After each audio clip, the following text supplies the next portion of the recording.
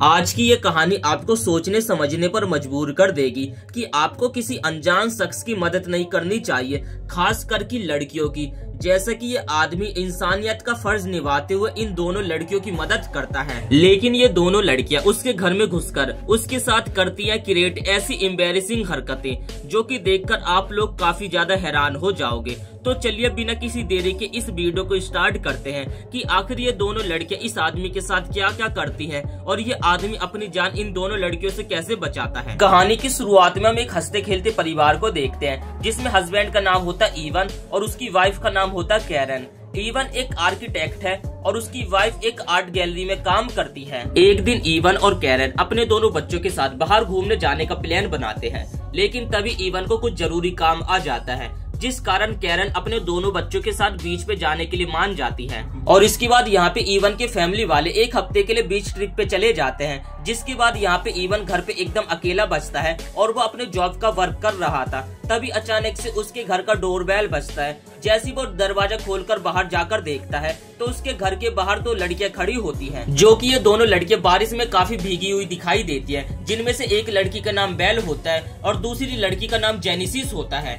तभी वो दोनों लड़कियां ईवन को एक्सप्लेन करने लगती है कि हम दोनों एक पार्टी में जा रहे थे, लेकिन काफी जोर बारिश होने के कारण हम लोग रास्ता भटक गए और साथ ही हमारा दोनों का फोन भी काम करना बंद कर दिया है। उन दोनों की ये बात सुनकर ईवन उन दोनों की हेल्प करने के लिए उन दोनों लड़कियों को अपने घर के अंदर लेकर आ जाता है और वो दोनों लड़कियां काफी ज्यादा भीगी होती है, जिस कारण उन दोनों को वो सुखाने के लिए तौलिया भी देता है। और उसके बाद ईवन जेनेसिस को अपना टैब भी देता है ताकि वो अपनी पार्टी की लोकेशन को पता कर ले। तभी जेनेसिस ईवन को बताती है कि उन दोनों की पार्टी की लोकेशन इस जगह से काफी ज्यादा दूर है। तब यहाँ पे ईवन उन दोनों की सिचुएशन समझते हुए उन दोनों के लिए यहाँ पे एक ओला बुक कर देता है। ओला यहाँ पे 45 मिनट में आ जाएगी, लेकिन 45 मिनट तक आखिर ये दोनों क्या करेंगी वो अब हम देखने वाले हैं। अब वो दोनों लड़के काफी ज्यादा भीग चुकी थी, जिस कारण ईवन उन दोनों को अपना वॉशरूम यूज करने के लिए दे देता है और उसके बाद उन दोनों के लिए यहाँ पे कॉफी बनाकर पीने के लिए भी देता है। इसके बाद ईवन उन दोनों लड़कियों से पूछने लगता है कि आखिर तुम क्या काम करती हो, जिसपे वो दोनों लड़के यहाँ पे ईवन को बताते कि दरअसल हम दोनों एयर होस्टेज हैं। जिसके बाद वो दोनों लड़के ईवन के काफी पास आकर हंसी मजाक करने लगती हैं और इस दौरान वो दोनों लड़के यहाँ पे ईवन से काफी ज्यादा लपटा झपटी और चिपकने लगती हैं, जो कि ईवन को यहाँ पे बिल्कुल भी अच्छा नहीं लगता है और वो दोनों लड़कियों से दूर जाकर बैठ जाता है। तब ईवन अपने मोबाइल को निकाल कर चेक करता है और उसे पता चलता है कि यहाँ पे कैब 20 मिनट में आने वाली है। जिसके बाद वो दोनों लड़कियां ईवन से उसकी वाइफ के बारे में पूछने लगती है। तब यहाँ पे ईवन बताता है कि दरअसल मेरी वाइफ एक आर्ट गैलरी में काम करती है और वो एक आर्टिस्ट है। जिसके बाद ईवन उन दोनों को अपनी वाइफ द्वारा बनाए गए पेंटिंग्स भी दिखाता है। ऐसे यहाँ पे बातें करते करते दोबारा से वो दोनों लड़के ईवन के काफी ज्यादा क्लोज आने लगती है, लेकिन यहाँ पे ईवन अपने आप पे काबू रखता है और दोबारा से उन दोनों लड़कियों से दूर जाकर बैठ जाता है। तब यहाँ पे ईवन अपने फोन को निकाल कर देखता है और उसे पता चलता है कि कैब अब 5 मिनट में आने वाली है, इसलिए यहाँ पे ईवन थोड़ा रिलैक्स फील करने लगता है और उसके बाद वो उन दोनों लड़कियों को अपने जाकर कपड़े पहनने के लिए कहने लगता है। काफी देर तक उन दोनों लड़कियों के वॉशरूम से ना बाहर निकलने पर ईवन को थोड़ा सा गड़बड़ का एहसास होने लगता है और साथ ही बाहर ओला भी आ चुकी थी,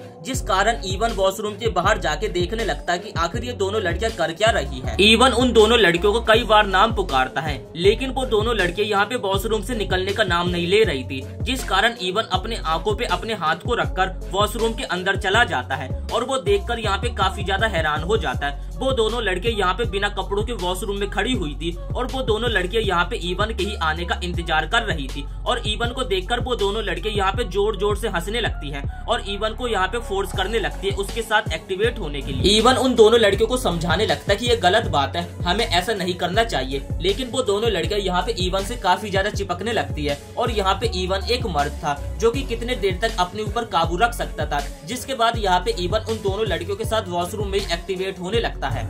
और इसके बाद हम ओला उबर कार वाले को देखते हैं, जो कि अपनी कार को लेकर यहाँ से चला जाता है। इसके बाद हम अगले दिन का सीन देखते हैं। ईवन की काफी देर से यहाँ पे नींद खुलती है और जब उसकी नींद खुलती है तो वो सोच सोच के यहाँ पे काफी ज्यादा हैरान हो जाता है कि आखिर रात को उससे क्या हो गया। इसके बाद ईवन अपने घर में उन दोनों लड़कियों को ढूंढने लगता है। तभी उसे किचन से आवाज आने लगती है और उन दोनों लड़कियों ने यहाँ पे पूरा किचन का सत्यानाश कर दिया था, पूरे तरीके से गंदा कर दिया था। तभी यहाँ पे ईवन को उसकी वाइफ का कॉल आता है, जिसके बाद ईवन अपनी वाइफ के कॉल को अटेंड करने के लिए घर से बाहर चला जाता है। अपनी वाइफ से कॉल पे बात करने के बाद ईवन अपने घर में आता है और उन दोनों लड़कियों को अपने घर से बाहर जाने के लिए कहने लगता है, लेकिन उन दोनों लड़कियों का चेहरा देखकर ऐसा लग रहा था जैसे कि वो दोनों लड़कियां इवन के घर से जाना नहीं चाहती हैं। इसके बाद वो दोनों लड़कियां इवन की वाइफ द्वारा बनाई गई आर्ट गैलरी को खराब करने लगती है और पूरे घर का यहाँ पे सत्यानाश करने लगते हैं। इवन को काफी ज्यादा गुस्सा आने लगती है, लेकिन वो दोनों लड़कियां यहाँ पे इवन के ऊपर बस हंस रही थी। तब इवन उन दोनों लड़कियों को कहने लगता है, अगर तुम दोनों यहाँ से नहीं जाओगी तो मैं पुलिस को कॉल करूंगा। जिसपे जेनेसिस कहने लगती है,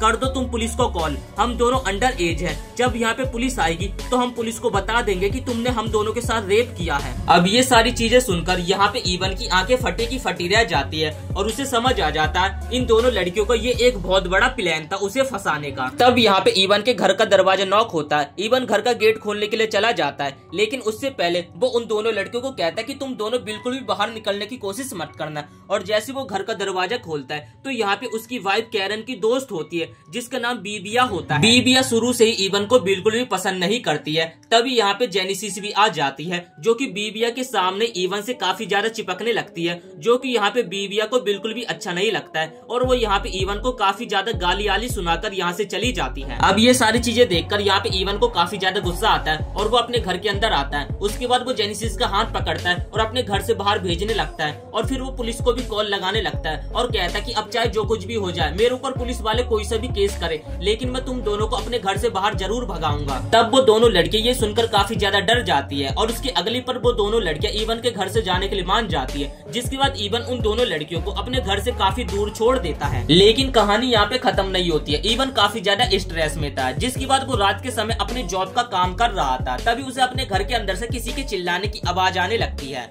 जिसके बाद वो अपने घर के अंदर जाकर देखने लगता है। तभी उसे कोई भी दिखाई नहीं देता है, लेकिन इवन को फ्लोर के ऊपर अपनी फैमिली की पिक्चर पड़ी हुई दिखाई देती है। जैसे वो उसे उठाने के लिए जाता है तभी पीछे से जेनेसिस उसके सर पे एक जोरदार हिट मारती है और जब इवन की आंखें खुलती है तो उन दोनों ने यहाँ पे इवन के हाथ पैरों को बांध रखा था और जो बेला होती है यहाँ पे इवन की जो बेटी होती है उसके स्कूल के कपड़ों को पहनकर आ जाती है। तब वो दोनों लड़कियां यहाँ पे इवन की पैंट उतारने लगती है और इवन यहाँ पे कुछ करने के लिए एकदम नाकाम था। इस पॉइंट पे हम देखते हैं कि यहाँ पे इवन की वाइफ कैरन का भी कॉल आ जाता है, जिसके बाद वो दोनों लड़कियां इवन को काफी ज्यादा फोर्स करने लगती है और कहते कि बताओ क्या हम तुम्हारी सारी करतूत तुम्हारी वाइफ को बता दें। तब यहाँ पे जो बेला होती है इवन के साथ एक्टिवेट होने लगती है और उन दोनों की एक्टिवेट होते हुए यहाँ पे जेनेसिस वीडियो बनाने लगती है। वीडियो बनने के बाद जेनेसिस बाहर चली जाती है और हम देखते हैं कि यहाँ पे बेला अभी भी इवन के साथ एक्टिवेट हो रही थी और एक्टिवेट होते समय यहाँ पे इवन अपने शरीर की पूरी ताकत लगाता है और अपने हाथ की रस्सी खोल लेता है और बेला को अपने ऊपर से दूर फेंक देता है। इसके बाद हम जेनेसिस को देखते जो कि काफी मजे से केक खा रही थी। इवन उसके पास जाता है और उसके गले को पकड़ लेता है, लेकिन यहाँ पे जेनेसिस के हाथ में एक चम्मच होती है जो कि इवन के वो गर्दन में घुसा देती है। तब यहाँ पे इवन बेहोश हो जाता है और अगली बार कोई रिस्क न लेने के लिए इस बार वो दोनों यहाँ पे इवन को काफी बुरी तरीके से रस्सी से बांध देती हैं। तब यहाँ पे एक लियो नाम का आदमी जो कि इवन के घर के बाहर आकर खड़ा हो जाता है। दरअसल ये आदमी इवन की वाइफ कैरन का एक असिस्टेंट था और उसे पता चला कि इवन घर पे अकेला, इसी कारण वो इवन से मिलने के लिए आ गया। जैसे यहाँ पे दरवाजा खुलता है तो इवन के घर से यहाँ पे बेला बाहर निकलती है। इसके बाद वो दोनों लियो को इवन के घर के अंदर लेकर आ जाती है, लेकिन यहाँ पे लियो को उन दोनों लड़कियों के ऊपर थोड़ा शक हो रहा होता है। तभी यहाँ पे इवन के रूम से अजीब सी आवाज आने लगती है। ल्यूक जैसी रूम के अंदर जाकर देखता है तो उन दोनों लड़कियों ने यहाँ पे इवन को रस्सियों से बांध रखा होता है। ल्यूक बिना किसी देरी के इवन की रस्सी खोलने लगता है। तभी यहाँ पे ल्यूक को अचानक से सांस लेने की बीमारी होने लगती है और वो बिल्कुल भी सांस नहीं ले पा रहा था और यहाँ पे बेला और जेनेसिस कैरन की बनाई गई आर्ट को तोड़ने लगती है। तब इवन जैसे तैसे अपनी रस्सी खोलकर बाहर निकलता है और वो देखता है कि इन दोनों लड़कियों ने काफी बुरी तरीके से यहाँ पे ल्यूक को जान से मार दिया है। इसके बाद वो दोनों लड़कियां यहाँ पे ल्यूक की बॉडी के ऊपर पेपर चिपका के उसकी एक कार्ड बना देती है और जाकर इवन की कार के अंदर रख देती हैं।